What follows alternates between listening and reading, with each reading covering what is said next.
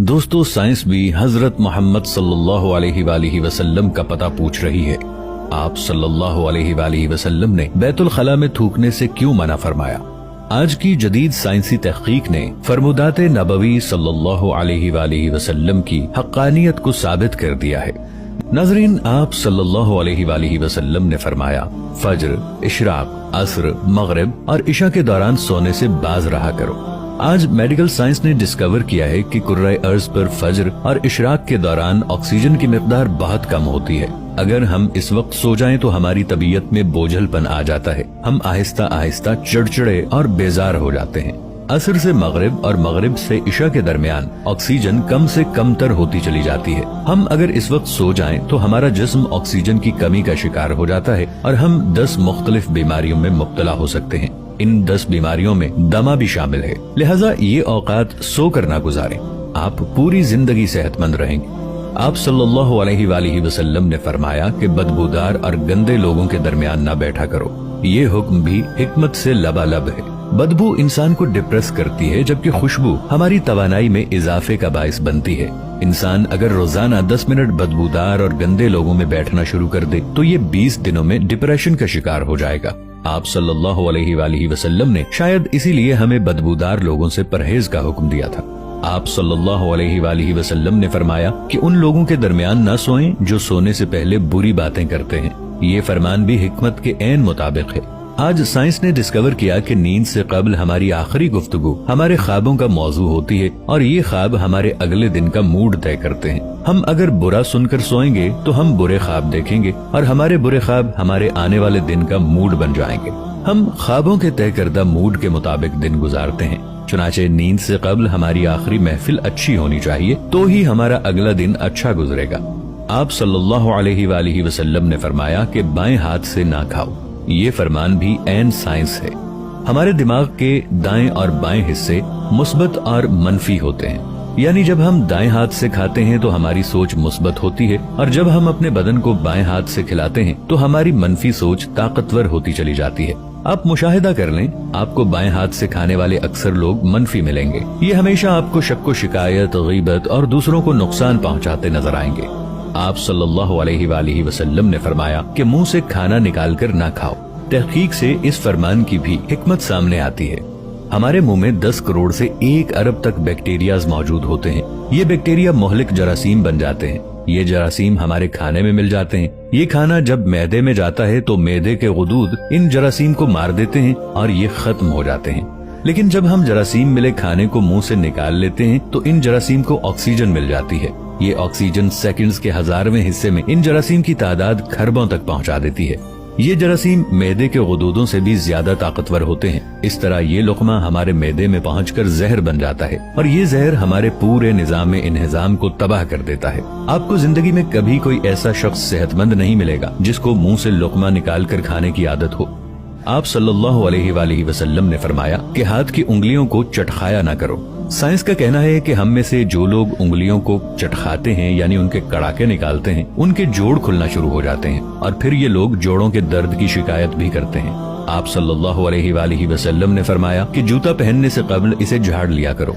हमारी जिंदगी के आम वाकयात में कीड़े मकोड़े, बिच्छू, छिपकलियां और छोटे सांप हमारे जूतों में पनाह ले लेते हैं। हमारे बच्चे भी जूतों में कील, कांटे या ब्लेड वगैरह फेंक देते हैं। तो जब हम जूता पहनते हैं तो हमारे पांव जख्मी हो जाते हैं या फिर कीड़े मकोड़े हमें काट लेते हैं। लिहाजा जूता पहनने से कबल इसे झाड़ लेना चाहिए। आप सल्लल्लाहु अलैहि वालिहि वसल्लम ने फरमाया कि नमाज के दौरान आसमान की तरफ ना देखो। ये फरमान भी दुरुस्त है। आसमान में एक वसात है। ये वसात हमेशा हमारी तवज्जो खींच लेती है। हम जब भी आसमान की तरफ देखते हैं तो हमारी तवज्जो बढ़ जाती है। हमें तवज्जो वापस लाने में ठीक ठाक वक्त लगता है, जबकि नमाज के लिए यकसुई दरकार होती है। हम जब नमाज के दौरान आसमान की तरफ देखते हैं तो हम सजदे और रुकू भूल जाते हैं। ये फॉर्मूला तख्लीकी कामों के लिए भी अहम है। अगर कोई लिखारी लिखते हुए, मुसव्विर तस्वीर बनाते हुए और मूसीकार धुन बनाते हुए आसमान की तरफ देखें तो उनका तसलसल टूट जाता है। ये अपना काम मुकम्मल नहीं कर पाते। शायद यही वजह है कि दुनिया का ज्यादातर तख्लीकी काम बंद कमरों में मुकम्मल हुआ। अंबिया, औलिया और बुजुर्गाने दीन ने भी बंद जगहों पर अल्लाह से लो लगाई। आप सल्लल्लाहु अलैहि वालिहि वसल्लम ने फरमाया कि रफ़े हाजत की जगह मतलब टॉयलेट में मत थूको।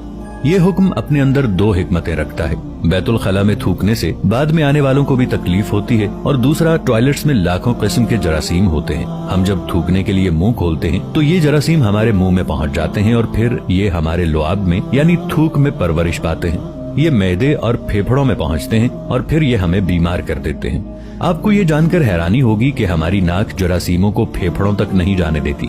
हमारी नाक से सिर्फ केमिकल जिस्म में दाखिल होते हैं। जरासीम ज्यादातर मुंह से बदन में उतरते हैं और इनका बदन में दाखिल होने का सबसे बड़ा जरिया बैतुल खला यानी टॉयलेट्स होते हैं।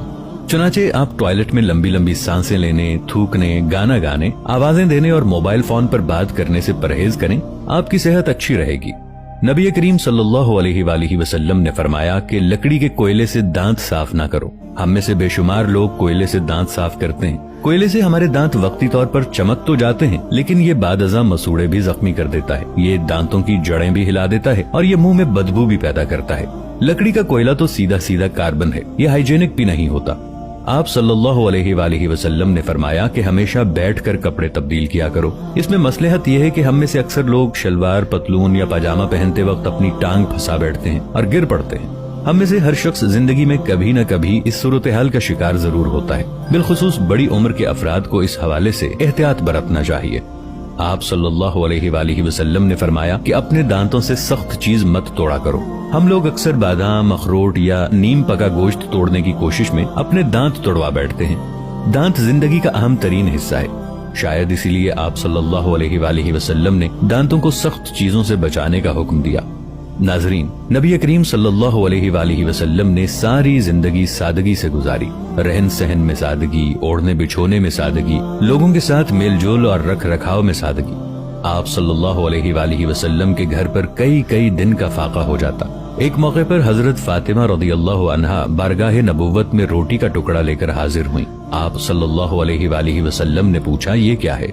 कहा, ये रोटी है जिसे मैंने पकाया है। दिल ने गवारा न किया कि आपको छोड़कर खा लूं, इसलिए ये लेकर हाजिर खिदमत हुई। आप सल्लल्लाहु अलैहि वसल्लम ने फरमाया, ये 3 दिन के बाद पहला खाना है जो तुम्हारे बाप के पेट में गया है। कभी आप सल्लल्लाहु अलैहि वसल्लम के दस्तरखान पर 2 किस्म के खाने जमा न हुए। अगर रोटी तनावुल फरमाते तो इसके साथ कोई इजाफी चीज ना होती। कभी आप सल्लल्लाहु अलैहि वसल्लम पर ऐसा फाका होता कि भूख की शिद्दत से पेट पीठ से चिपक जाता। ग़ज़वा खंदक के मौके पर हजरत तलहा रज़ियल्लाहु अन्हु ने खुदाई के दौरान हुजूर अकरम सल्लल्लाहु अलैहि वसल्लम के पास आकर भूख की शिकायत की और अपना पेट खोलकर दिखाया। इस पर एक पत्थर बंधा हुआ था। ये देखकर आप सल्लल्लाहु अलैहि वसल्लम ने भी अपने शिकमे मुबारक से कपड़ा उठाया।